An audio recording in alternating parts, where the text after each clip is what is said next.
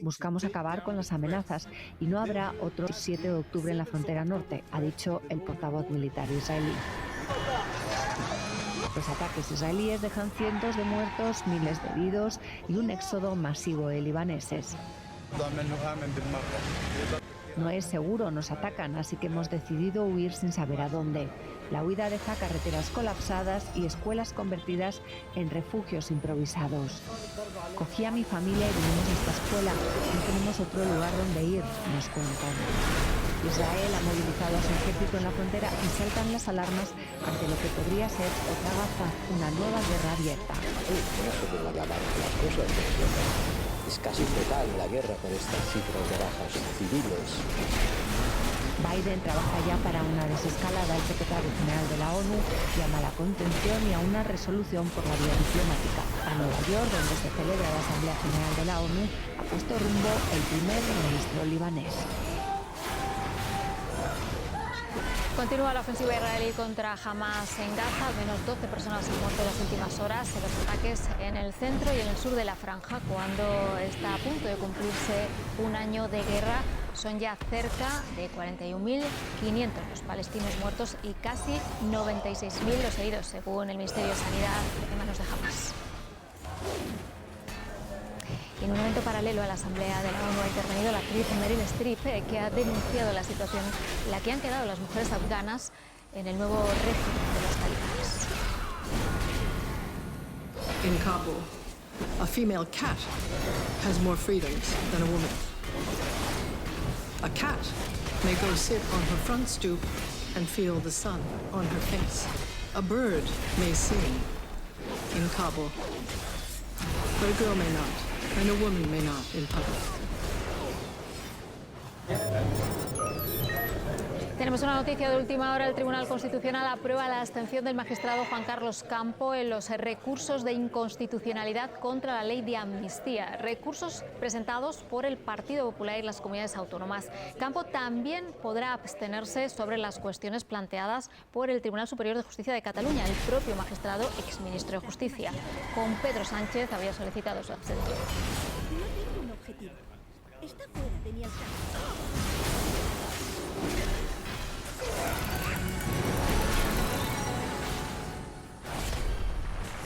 Al archipiélago noruego de Svalbard han llegado también los efectos de la invasión rusa de Ucrania y las sanciones contra Moscú. Un equipo de esta casa, Radio Televisión Española, ha podido comprobarlo sobre el terreno del asentamiento ruso de Barentsburg. Está fuera de mi alcance. En Barentsburg se respiran tiempos pasados. El oso polar es rojo. Se recuerda que el lugar ya ha cumplido 100 años. Preside un busto de Lenin. Y en un cartel se proclama nuestra meta, el comunismo. Es uno de los asentamientos rusos de Svalbard, el archipiélago situado en el Océano Ártico. Está habitado por mineros rusos o ucranianos y por sus familias, y bajo el control completo y absoluto de la empresa estatal rusa, Artikugol, propietaria del lugar, aunque eso sí, bajo soberanía noruega. Hay hasta un consulado, el más al norte del planeta, para velar por los intereses del Kremlin. Algunos ucranianos de los territorios ocupados de Ucrania abandonaron el lugar tras la invasión rusa de su país. La mayoría del grupo que se quedó son ciudadanos de las nuevas regiones rusas de la República Popular de Lugansk y la República Popular de Donetsk, que expresaron su deseo de convertirse en ciudadanos de la Federación Rusa. Las sanciones contra Moscú han llegado hasta aquí y afectan incluso a los científicos. Es más difícil importar nuevos equipos. Casi todos los equipos científicos están incluidos en las listas de sanciones. Moscú cuenta con Pekín para un centro científico y educativo que planea abrir en su otro asentamiento, Dinamit. Esto reforzará su presencia y también la de China en Svalbard. Las relaciones entre Rusia y Estados Unidos están ahora mismo rotas por la guerra de Ucrania, pero hay un ámbito en el que estas dos potencias siguen colaborando de forma estrecha. Hablamos de la exploración espacial. Es el último ejemplo de esa estrecha colaboración ruso-estadounidense, el regreso a la Tierra de la Soyuz MS-25.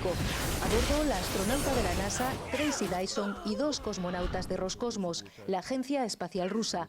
Se trata de Oleg Kanarienko y Nikolai Chup. Ambos han batido un récord. Han estado 374 días seguidos en la Estación Espacial Internacional. La Estación Espacial Internacional, considerada por muchos uno de los mayores logros científicos de la humanidad, lleva más de 2 décadas orbitando alrededor del planeta. La guerra de Ucrania provocó la cancelación de varios trabajos conjuntos entre Rusia y la Agencia Espacial Europea e incluso puso en peligro a la Estación Espacial Internacional.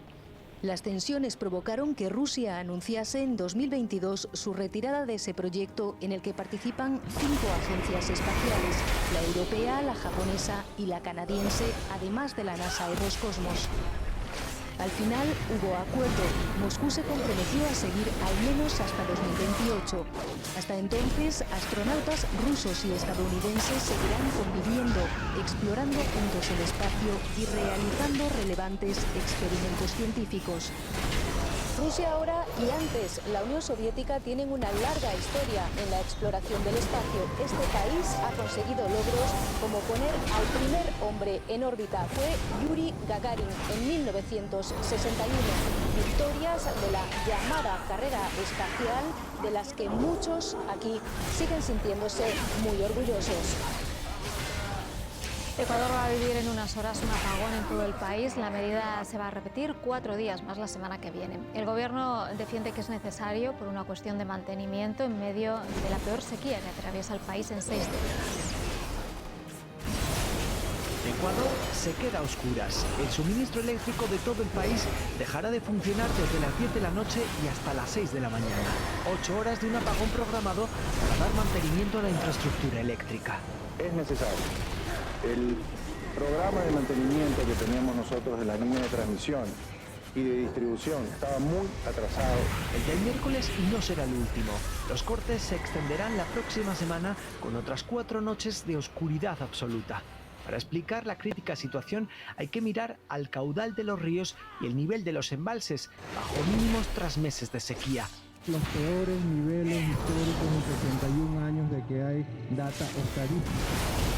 El 70% de la electricidad que produce Ecuador proviene de centrales hidroeléctricas que se alimentan de ríos donde no ha caído ni una gota en más de 2 meses. Pero el problema no es nuevo. Exactamente se prevé aproximadamente más de 1000 gigavatios hora de déficit en electricidad para todo el Ecuador. ¿Cómo vas a arreglar ese problema? ¿Cuánto te va a costar? ¿Y en qué tiempo lo vas a ejecutar? Hace un año, el entonces aspirante a presidente, Daniel Noboa, prometía resolver el problema en 9 meses. Este año ha sido un año difícil. Ya en el gobierno defiende que bajo su mando la inversión para generar electricidad se ha multiplicado.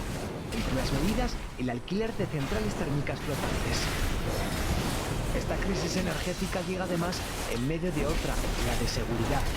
La Policía Nacional contará con aproximadamente 46.000 servidores policiales. Ecuador se encuentra desde principios de año en un declarado conflicto armado interno contra la delincuencia organizada. Con una de las tasas de homicidios más altas de Latinoamérica, la policía reforzará durante los apagones la vigilancia en cárceles, gasolineras y bancos. Los militares ya han tomado el control de las principales hidroeléctricas del país. A partir de hoy en el Reino Unido va a quedar prohibida la tenencia de cuchillos tipo machete o zombie. Estos últimos son los que tienen el borde dentado y pinchos. Una medida con la que el gobierno británico busca disminuir los delitos con arma blanca que se han incrementado en los últimos años. La sanidad pública portuguesa afronta hoy y mañana una huelga general. Médicos y enfermeros piden que se mejoren sus salarios y se valore su carrera. Ya lo pidieron hace un año, pero de momento no han tenido respuesta. Los médicos portugueses están hoy y mañana de huelga nacional, se atienden también a los enfermeros. Es la segunda vez este año, aunque sus reivindicaciones son viejas: mejorar salario y reducir la carga laboral. La última vez fue en julio de este año, después de la toma de posesión del conservador Luis Montenegro, al que hoy acusan los sindicatos de no haber hecho nada.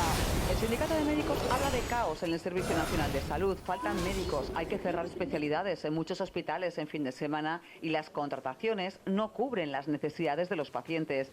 Hace un año, poco antes de la dimisión del socialista Costa, hubo otra huelga nacional. Los sindicatos de entonces confiaban en tener un plan de mejora. Existen más de 1.300.000 pacientes sin médico de familia, nos contaba entonces Joana, a las puertas de ese hospital donde ejerce de pediatra. Un año después, con nuevo gobierno, la situación de los médicos no ha mejorado.